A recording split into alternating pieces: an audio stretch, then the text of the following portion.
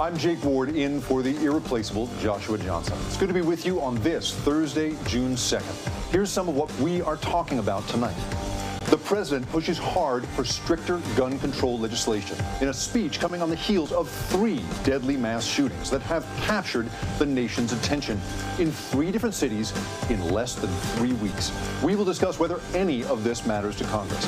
Plus, why are women who are denied their constitutional right to abortion worse off in terms of their health and the safety of their children?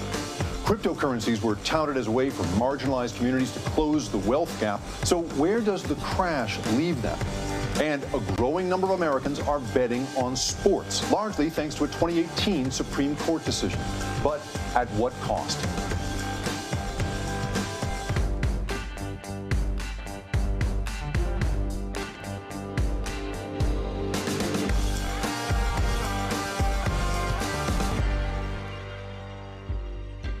It's the second primetime address in as many weeks in which the president has lobbied for tougher gun control laws.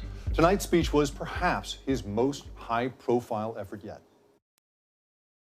After Columbine, after Sandy Hook, after Charleston, after Orlando, after Las Vegas, after Parkland, nothing has been done.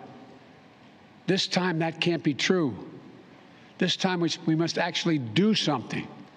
We should reinstate the assault weapons ban on high-capacity magazines that we passed in 1994 with bipartisan support. It's hard to believe, but Biden's address comes on the heels of yet another mass shooting. Police say at least 5 people were shot during a funeral in the Wisconsin town of Racine today. All of them were attending the funeral of a man who was shot by Racine police last month. And this less than 24 hours after a deadly mass shooting at a hospital complex in Tulsa, Oklahoma.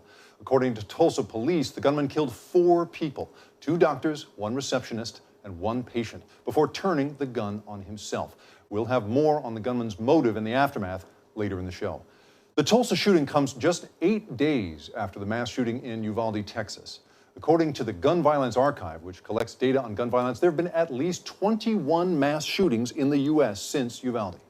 Republican opposition has long stood in the way of passing major gun control legislation, but the House Judiciary Committee came back from recess for an urgent session today. We have a war on the children of America. You are not going to bully your way into stripping Americans of fundamental rights. Where is their outrage over the slaughter of 19 fourth graders and their 2 teachers? It's regretful that Democrats have rushed to a markup today. Tell the parents who lost children, tell the family members who saw loved ones slaughtered that we're rushing. Meanwhile, a group of bipartisan senators are working separately on their own package of legislation. Let's bring in NBC News Capitol Hill correspondent Ali Vitale to tell us more. Ali, first of all, what do we take away from the president's comments tonight? Look, what I took away there, Jacob, is that there's a lot of overlap between what the bipartisan group is working on, what we're seeing in the House moving through the Judiciary Committee tonight, and then, of course, what we're hearing from the president. As I was taking notes, even just in the last few minutes, he talked about safe storage laws, red flag laws, background checks, making it so that gun manufacturers no longer are immune from liability, raising the age to buy some of these semi-automatic weapons, and of course a focus on mental health, something that we traditionally hear about from Republicans after these sorts of tragedies, but that Democrats now are beginning to prioritize as they try to put together a package that both Republicans and Democrats alike can get behind. That's the whole point of the Senate negotiations that are so critical to all of this, because of course, even as the House is expected to pass a gun legislation package next week when they come back to town, ultimately what matters is what can happen in the Senate.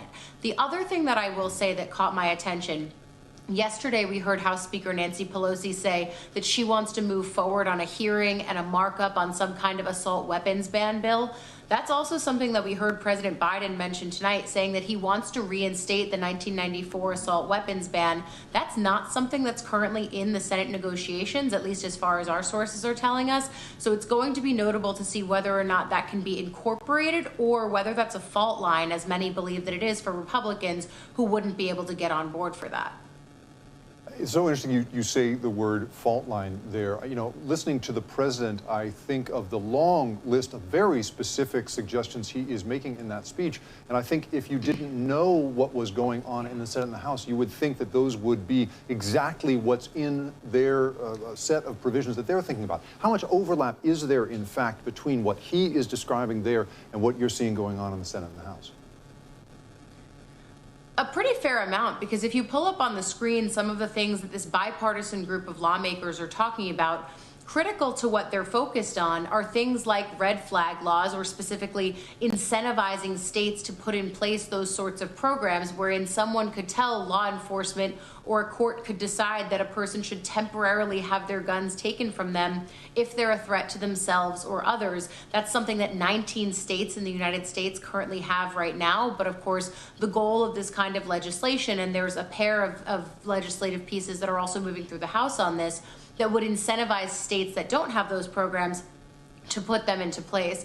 And then, of course, the Senate group is also talking about mental health, hardening schools, and background checks. And when you talk about what the overlap is, I think it's also important to highlight that many of these policies poll really well. Some background checks specifically has the support of more than 8 in 10 Americans right now, according to public polling. And so this is something that across the country there's support for. But of course, what's supported across the country in polling does not necessarily always translate to what actually happens in the halls of Congress.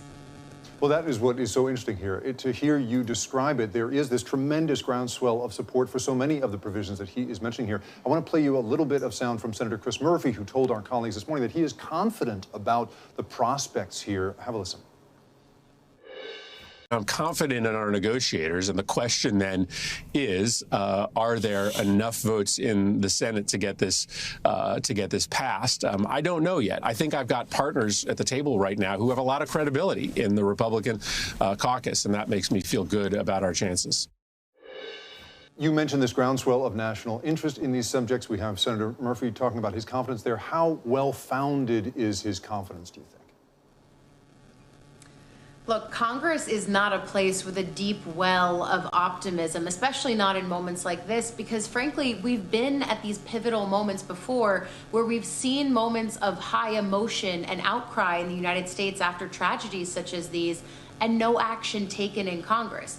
Chris Murphy, of course, the senator from Connecticut, who after the Newtown shooting really tried to get a groundswell of support then for something to happen on gun violence prevention laws. He wasn't able to get it at that point, but what he has said now is that he's willing to make potentially concessions on things that he wouldn't have otherwise put on the table if it can mean getting a bipartisan package together. Because it's not just a question of can Democrats get 1 senator or 2 senators from the Republican side. They need more than 10 to overcome a filibuster here, so we're counting to the number 60. And then, of course, even more than that, if you talk to Republican sources, as I have been, they're saying that they're hoping that they can put together a package that doesn't just get the 10 Republican votes that are required to actually procedurally move on to something like this, but that they would want more like 20 or 25 Republican voters to Republican votes from senators to sort of inoculate those lawmakers from any repercussions that could happen electorally. So this is both a politics push and a process push in the Senate. The president, flanked by candles, speaking tonight. 8 in 10 Americans in favor of background checks, and NBC's Ali Vitale looking closely at the incredibly complicated machinations on Capitol Hill. Thank you so much. With me now is Jonathan Metzl. He is a professor of psychiatry and director of the Department of Medicine, Health, and Society at Vanderbilt University. He's written extensively on what science tells us about gun violence. Professor, welcome to the program. Thanks so much. It's great to be here. Tell me a little bit about your reaction to President Biden's speech tonight. I thought it was an outstanding speech. I laud the president for setting the bar very high. I thought that he laid out an important agenda that was more ambitious than some of the things that we even heard from politicians talking about. So I think that's what a president should do at a time like this, is just to feel people's pain, to recognize the suffering, which I thought he did an excellent job of, and to set the bar very high. And I thought another important thing that President Biden did is he said very clearly at the beginning of his speech that this is not about pathologizing gun owners as bad people. This is not about setting a divide between gun owners and gun control people, which I think is a binary we've fallen into in the country. And so in a way, he started the speech also by inviting gun owners to the table, which I thought was a very important move, because I think he's exactly right that this issue is not going to get addressed if we don't have all stakeholders at the table. And of course, gun owners are the people who are going to be impacted by many of these gun laws. And so overall, I thought he did an important and a very powerful job of empathy and of laying out an agenda. And I also thought it was strategically pretty important also.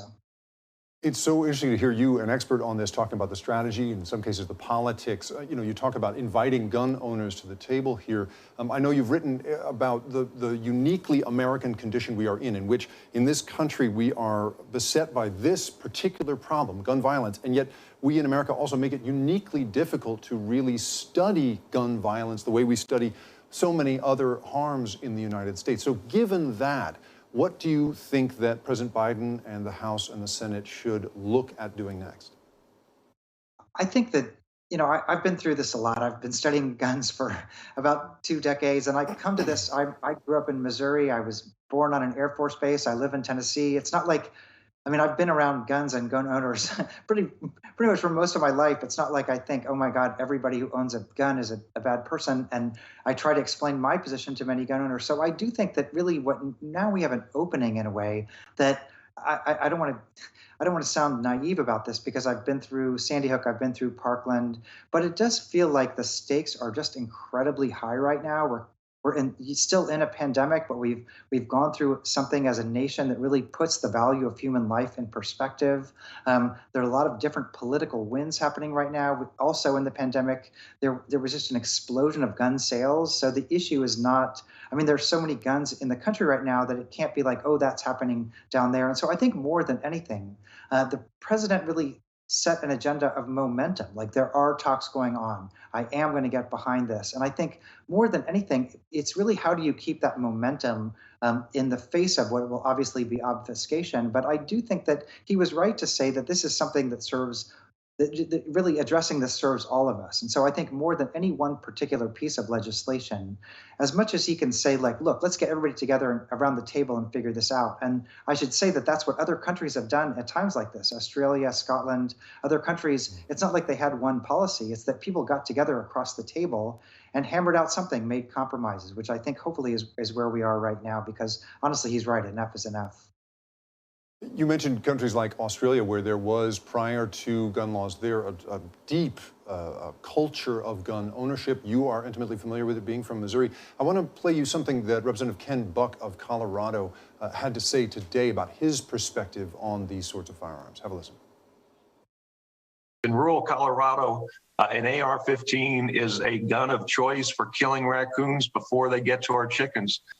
The idea that somehow we're going to deny access to, I think there are 20 million AR-15s in circulation in this country. It makes absolutely no sense. To hear his perspective there, and then to think about experts like yourself who have looked at the science around assault weapons, I'm just wondering how you think we can reconcile these two perspectives. Well, I think that's an important perspective. It is important to know what roles guns play in people's everyday lives when they're not being fired. I mean, it's the overwhelming majority of AR-15s and guns in this country are never fired. They certainly are not used in mass shootings. And so I do think that the everyday role of guns is important, and it's more important from our side, my side, to understand that than we have in the past. And I would certainly agree. I mean, there has been a debate even within the gun control movement about whether an assault weapons ban is the right strategy. Certainly, assault weapons get a lot of publicity, negative, horrible publicity after mass shootings. But it's important to note that most gun death in this country comes from handguns. And so, in a way, I think that the debate about assault weapons, and I thought the president actually was quite good about this. I think that regulating the number of bullets that can be fired, the capacity of the magazines is certainly important. But I do think that really, again, the importance is getting people around the table and thinking about what kind of interventions would happen. And I would also highlight that he talked about lowering the age, raising the age where people can buy and carry assault weapons from 18 to 21. And I would just say statistically, It's just really quite shocking how many shootings are done right now between people in that age group. And so even if we don't ban assault weapons, looking at the age that people can carry them and own them, I think will be important, because it's not taking away a Second Amendment right, but it is really saying, look, here's a high-risk group, and we recognize high-risk groups in all other kinds of ways, for driving tests, for insurance, actuarial tables, all these other kinds of things. And so in a way, let's kind of figure out a way. But I think, again, more important than anything, it's important to understand people's lives, the role guns play in people's lives, but then to get everybody around the table and hammer out a solution, which it seems like right now is probably the best chance we're going to have to get that. The research, the public opinion, perhaps coalescing for the first time around some concrete steps. Professor Metzel of Vanderbilt University, thank you so much for your time. Thanks so much. Still to come, first Uvalde and now Tulsa. We have an update from both cities that are grieving after mass shootings. We'll be right back.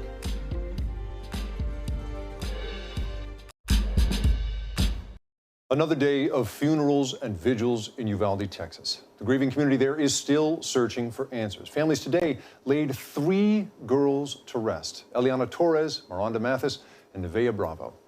While the people of Uvalde bury their loved ones, we turn now to how authorities handled the shooting. A Texas state senator has revealed an important new detail about the police response. State Senator Roland Gutierrez says the desperate 911 calls from inside the classroom went to the local police, not to the school police.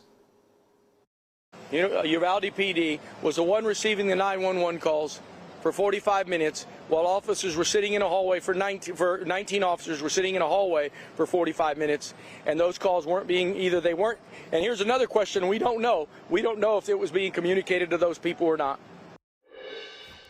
Joining us now is Priscilla Thompson from Uvalde. Priscilla, tell me a little bit about this new investigative detail. Why is it important to the investigation where the 911 calls went?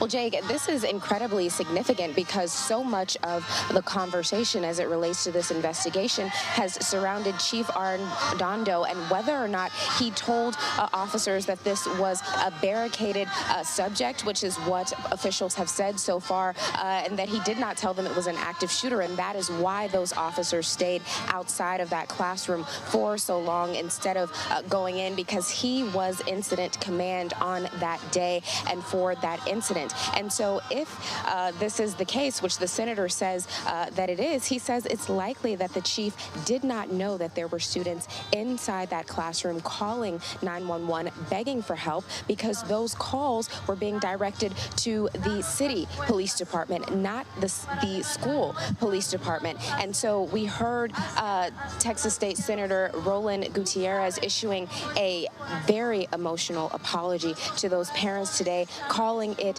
a failure, a breakdown in communication. And he says that unless some of those city officers had communicated that information to the police chief of the school district, that it is very unlikely that he knew any of that was going on. Jake? Priscilla, I'm just looking at that vigil behind you there, and I'm wondering what it is to speak to people there about these new details. Has word reached them, moved to the crowd about these new details? I mean, what must it be like for them to learn that children were calling for help and it was not getting to the proper authorities? Yeah, Jake, the mood here is really one where people are focused on sort of the grieving and the community unity. They're giving out burgers. You've got folks sitting all around listening to music. There's a lot of prayer happening, teddy bears being handed out. And so that doesn't feel like the focus of the people who are gathered here right now. And there have been some people who have said, let these families bury their children first, and then we'll talk about the answers to those questions. But interestingly enough, today we heard Senator Gutierrez saying, no, this cannot wait, and these families shouldn't have to wait 6 months or a year to get the information that they need about this investigation. And he told us earlier that he was expecting a report. He had been promised a report with some additional information about what went on that day, but he is tweeting now that the district attorney has said that they are not going to release that report to him. And that is really indication of how things have shifted here. We have not heard from the Department of Public Safety, who is leading this investigation, in days. In fact, their office is now telling press they are not going to be giving any more updates, but directing folks to that district attorney. And one of the law enforcement unions here in the state of Texas has actually effectively said they have lost faith in this investigation, that we have heard inaccurate information from the highest level of state officials and law enforcement, and that they are now turning to that independent FBI investigation to get to the bottom of what happened here. But that investigation could take months, if not more than a year, Jake. Priscilla Thompson, you are trying to cover both the hard work of the investigation and the reaction on the ground. I cannot imagine what that is like. Also, I just want to say congratulations. You have newly been promoted to network correspondent in Houston. We're very lucky to have you. Thank you so much. Thank you. Now, Uvalde is one of a number of communities trying to heal after a deadly mass shooting. Tulsa, Oklahoma is another. Yesterday, a gunman opened fire in a hospital there, killing 4 people and then himself. Police on the scene found a note in the shooter's pocket which gave investigators some sense of his motives and possibly his state of mind. We have also found a letter on the suspect which made it clear that he came in with the intent to kill Dr. Phillips and anyone who got in his way. He blamed Dr. Phillips for the ongoing pain following the surgery. The chief of police there says the shooter bought 2 guns before the shooting, and one of those guns just 2 hours before. Both guns were bought legally. Earlier today, Vice President Kamala Harris spoke about the shooting. All of us hold the people of Tulsa in our hearts, but we also reaffirm our commitment to passing common sense gun safety laws. But we cannot, as an administration or those of us who are here, address this alone. No more excuses. Thoughts and prayers are important, but not enough. We need Congress to act. Last night, the Tulsa community gathered in prayer, joining Uvalde, Texas, Buffalo, New York, New Orleans, and other cities that have seen mass shootings this year. It's a long, disturbing list of communities torn apart by gun violence. Last night, the Tulsa community gathered in prayer, joining Uvalde, Texas, Buffalo, New York, New Orleans, and other cities that have seen mass shootings this year. It's a long, disturbing list of communities torn apart by gun violence. So I was at work, and then he messaged me saying there's an active shooter, shots have been fired, and that was all. So I responded, I was like, are you serious? Are you okay? And then I got the little 3 dots to show that he was messaging back, and then it stopped. So I never got a response. So obviously, I freaked out. Yep. And one person at my job knew what was going on, and I immediately ran out the door, called 911, and all they told me was, yes, we are aware, we have police on the way, no further details. Just in the last few years, in the greatest public health crisis that our city has ever had to face, this has been the facility more than any other that has worked to save the lives of people in this city. There is nothing more this community could do for us than to pray for the families and the loved ones and the victims. NBC News correspondent Vaughn Hilliard has more for us from Tulsa. These were tough new details that authorities laid out here today in the shooting that left 4 dead here in Tulsa, Oklahoma at St. Francis Hospital. This is a situation in which the authorities have lined out a timeline that began on May 19th when this gunman ultimately came in for back surgery here and was seen by Dr. Phillips, an orthopedic surgeon here at St. Francis. He was not released until May 24th. And according to authorities, continued to complain and was frustrated and angry of continuing back problems. He came back in on May 29th for a follow-up, but this prolonged. And ultimately, not only did he end up acquiring a handgun, but he also, at 2 p.m. on Wednesday afternoon, went into a local gun store and went and bought an AR-15. That AR-15, authorities say, was used by the gunman less than 3 hours later when he entered just before 5 o'clock at about 4:52 is when the first 911 calls came in of a gunman inside of the hospital. Authorities arrived on site within about 4 minutes, and ultimately about 39 seconds after they entered, they heard one final gunshot, which they say was, they believed, the gunman's final shot, which was a self-inflicted gun wound. But this was a consolidated period of time in which he was in this hospital, but one in which he was directly, according to a note that he had on inside, was targeting that orthopedic surgeon, Dr. Phillips. But also as part of that note that he had on him upon authorities finding his body was him saying that he was going to take down anybody that was in his way.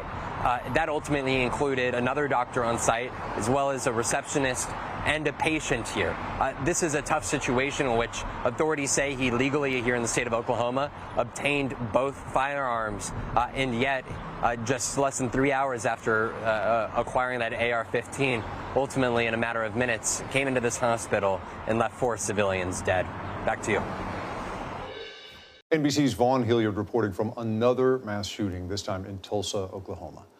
Turning next to the fight over women's reproductive rights. More states are pushing for restrictive abortion measures. But what does the research tell us about what life is like for women who are denied an abortion?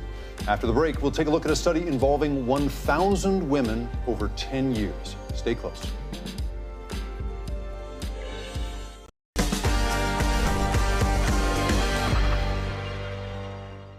Choosing whether or not to have an abortion is a deeply personal decision.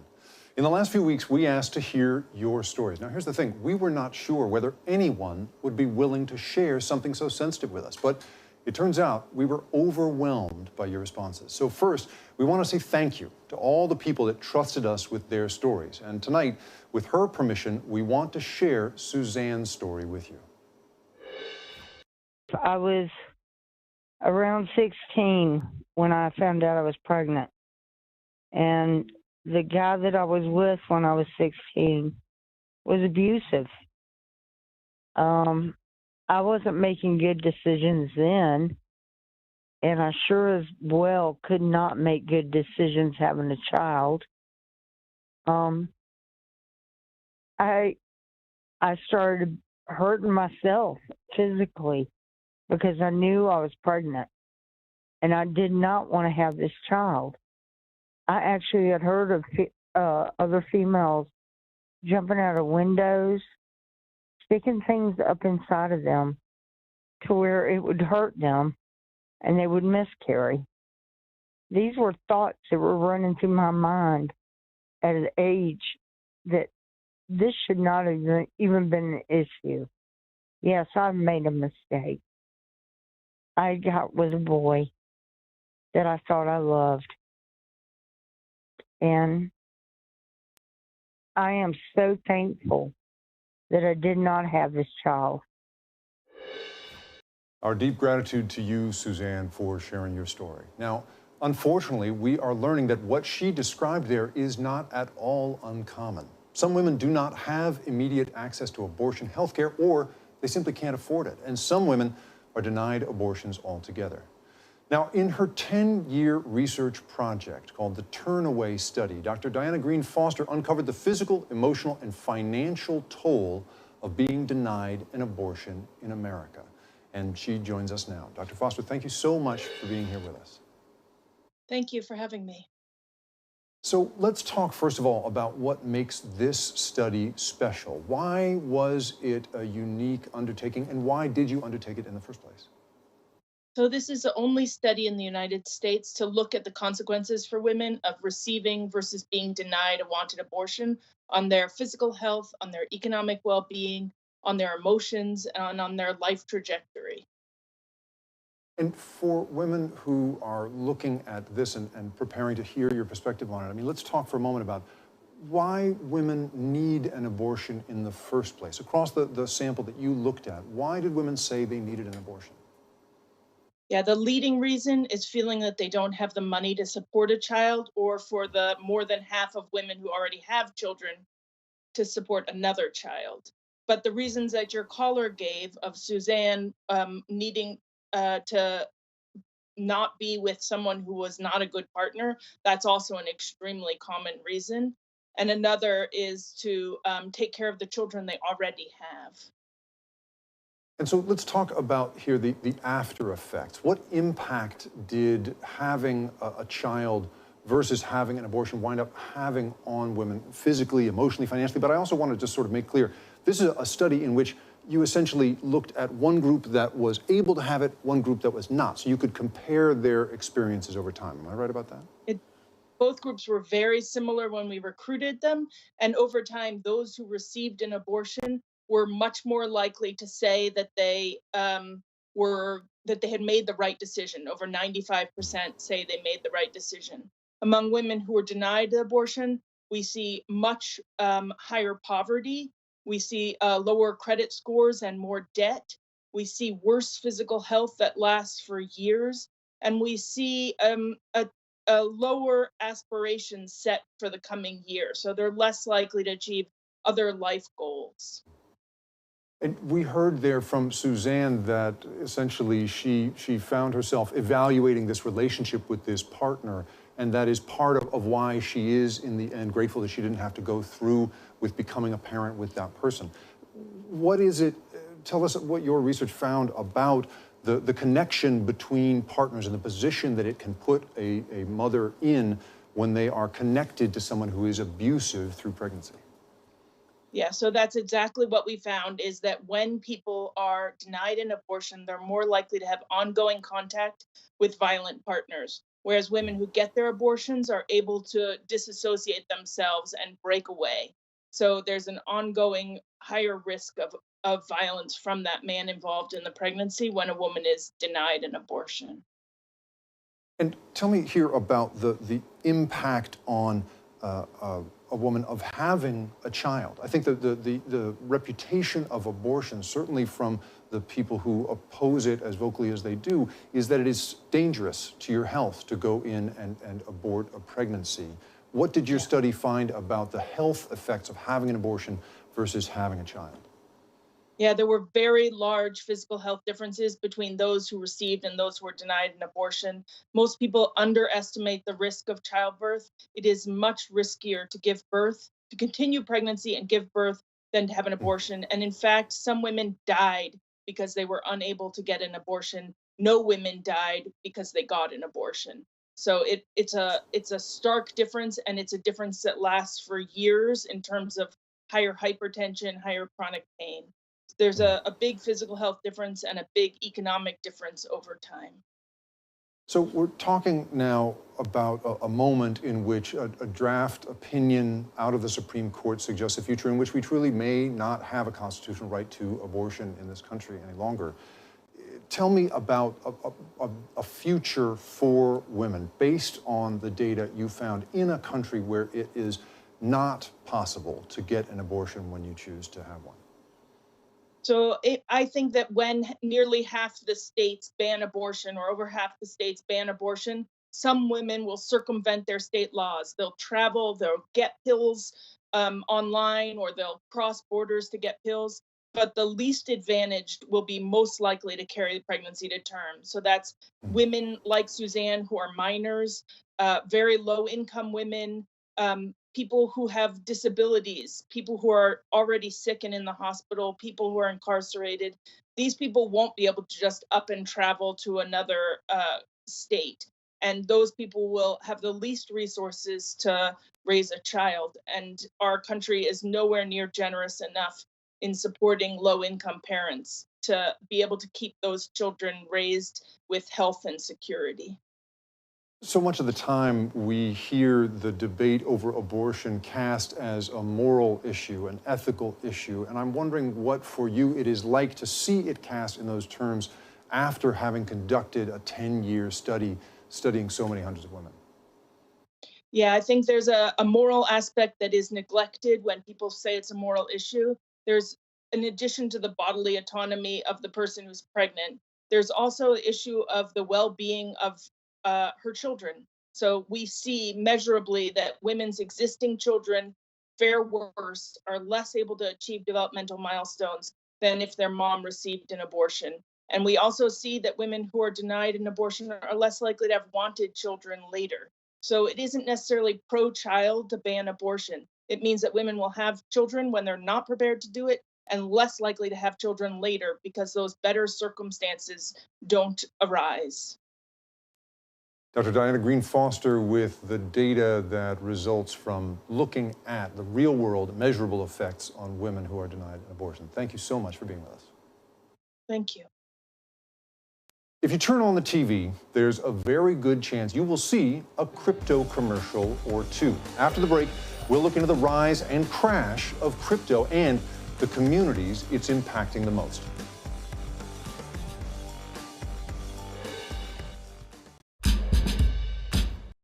Cryptocurrency. Nothing divides economists and financial thinkers like this new wave of digital money. Some say it's the future. It's a democratizing force for those who've been excluded from traditional investment opportunities. But others say it's a dangerous fad, unregulated, and leaving people unprotected. And the news these days would support both of those claims. For instance, Chipotle just announced it's now going to accept 98 different digital currencies as payment. Meanwhile, Gemini, a crypto exchange backed by the Winklevoss twins, revealed that it is cutting 10% of its staff. And the value of crypto has crashed, rocking the stock market as it descends. Since its November 2021 high, Bitcoin, which you may know as the best-known cryptocurrency, has lost more than half of its value. Other digital currencies have fared the same, but we want to know, who is this crash hurting the most? Joining us now is my colleague, Jess Cook, an investigative tech reporter at NBC News. Jess, it's great to see you. Thanks for having me. So let's talk here about your reporting on the people that bought this idea, literally, that cryptocurrency would be a great leveler, a democratizing force in the world of finance. What did you find when you spoke to people who bought into that idea? Initially, crypto was really looked at as the great leveler. As you said, it grants us anonymity. Nobody needs to know your race, your religion, what you look like. And it was viewed as the solution to systemic inequality in the traditional financial system, a way to empower members of marginalized communities who had been discriminated against. But of course, as we're seeing now, that's not the full picture. And the people I've been talking to who got into crypto, who were sold this dream of crypto as salvation, as crypto as a get-rich-quick opportunity, are the ones who are really hurting now. They were lower-income folks who took the advice of celebrities or influencers who are really hyping crypto opportunities up. They invested very heavily and were left getting burned. In speaking to those people, what did they say about the sort of the influence of the marketing on them, right? I'm thinking about Super Bowl commercials with Matt Damon, right, or Floyd Mayweather as spokespeople for this. In your experience, did you find that that pitch essentially had a big impact on people's financial decisions here? A huge impact. We put a lot of trust in celebrities, public figures who we look up to. This is known as parasocial interaction. And we quite often think that these people may have our best interests at heart. We observe them all the time, and we may look at them as wealthy and successful and good. One man who I interviewed, he was influenced by Floyd Mayweather, who was very aggressively promoting an NFT project. And the man I spoke to, he earns about $35,000 a year. He put his full life savings of $12,000 into this NFT project because Floyd Mayweather said it was a great opportunity. Floyd Mayweather is a very successful man. And in the end, this man, now his investment is worth a fraction of what it was when he bought in. I want to show you here some new data from the Federal Reserve, which did a big survey of household economic decisions during 2021. And they talked specifically about crypto. They found that essentially that it falls into two camps. There's basically the investors, people who are investing in it for profit, and then there's transactors, people who are actually using it, for instance, to buy at Chipotle, as they'll now be able to do. And they found that essentially those who are investing in it most heavily are in fact involved in other protected parts of the financial system. They have bank accounts, they have insurance, they have what regulations have offered them. Whereas the people who are transacting, using it to make purchases, typically do not have that. And I guess I'm wondering, based on your reporting, what do you find about who it is that is investing at the top of this pyramid? Pyramid is the wrong word, I know, but I can't help but use that word. And people who are sort of at the bottom rungs of this, just getting involved a few $1,000s at a time. You know, to use the word pyramid, we have seen in the past few weeks, especially as this crash goes on, more and more experts likening the crypto space to a pyramid scheme, to a multi-level marketing operation, because it is the people who get in at the bottom, the newcomers, who are left holding the bag at the end of the day. They're disproportionately worse off financially to begin with, as the report that you just referenced shows. And I think the crash has really laid bare just how predatory the world of crypto can be. We're seeing the people who buy in under this false pretense that it's a safe and strong investment and getting burned because they are taking the advice of perhaps a celebrity who is in no position to be giving financial advice.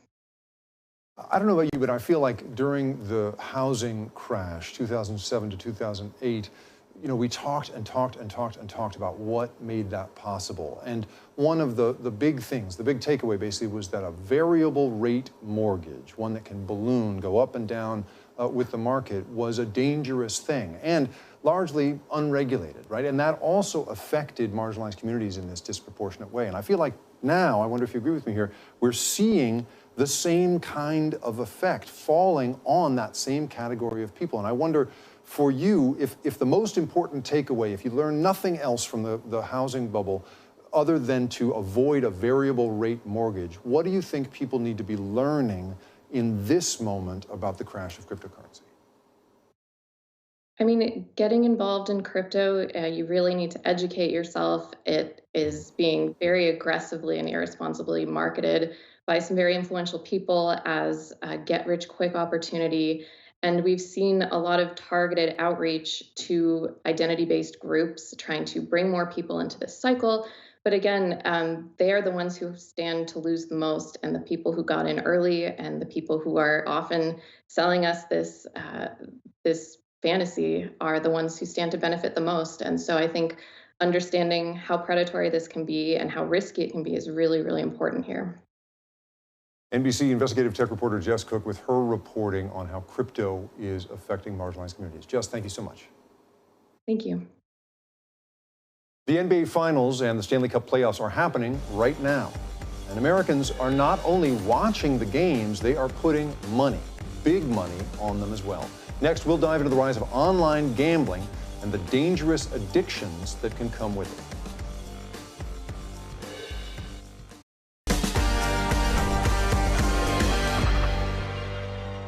The NBA Finals tip off tonight. Now, Vegas says the Golden State Warriors are the odds-on favorites to beat the Boston Celtics. Big ratings events like this, or the Super Bowl, remind us how powerful the gambling industry has become. And that's because sports betting, which was once largely illegal in the U.S., is now legal in 30 states. 18 of them allow online bets, which makes gambling more or less as easy as doing anything else on your phone. Last year, Americans wagered more than $50 billion. Voters in California, which is considered the gambling industry's greatest potential prize, will decide whether to legalize sports betting online there in November. Lawmakers are debating bills in states like Massachusetts and North Carolina.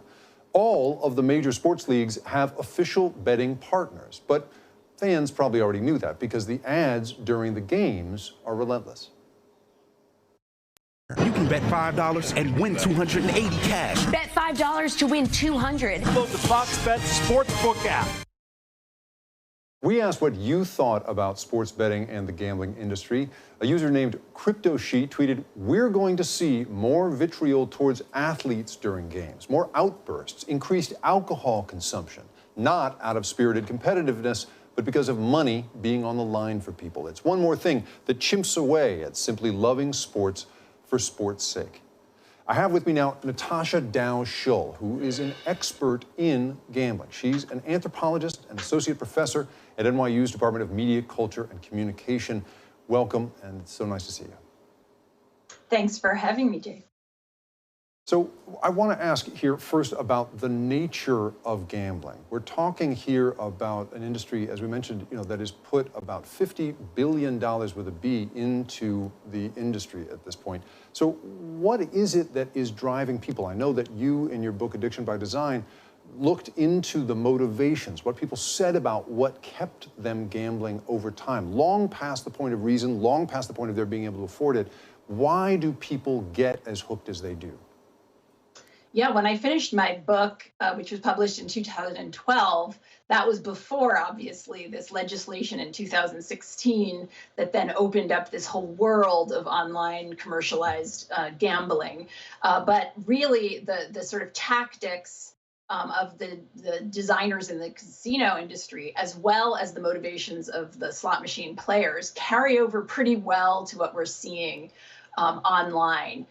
Gamblers often spoke to me of the kind of escape that they got, the sort of mindless, repetitive zone. They referred to it as a machine zone that they fell into while interacting with slot machines. And you get something very similar when you're doing these fast-paced, little fidgety digital types of betting online. I'm thinking here about the mechanics that you're describing here, the design of these systems. And when you go and look into the apps as they've been made now, they give you an opportunity not just to bet on the outcome of a game, the score, and not even on something like the spread. You can bet on extremely granular pieces of data. How many left-handed shots in a basketball game, or what color the Gatorade is going to be when it's dumped on the coach.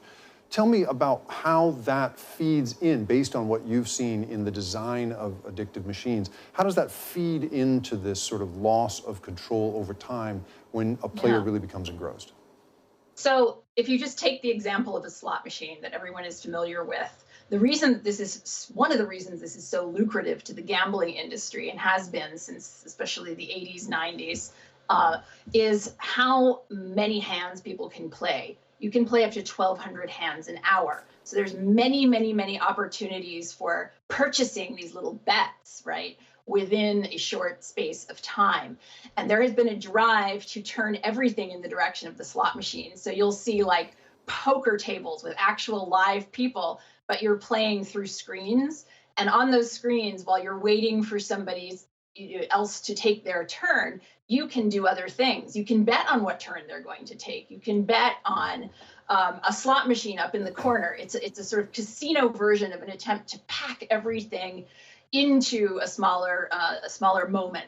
You see this absolutely in spades in sports betting, where you are not just waiting, for the outcome of the game, which would be one single game event. Instead, you've got this continuous sort of mind-boggling array of game events that you can bet on. So the sort of the event frequency, as addiction researchers would call it, goes way up, right? You're just going, you can just sit there and repetitively bet on many things. I like to call this nano monetization. The industry has really found a way through this online technology to divide your betting behavior into many, many, many, many little increments.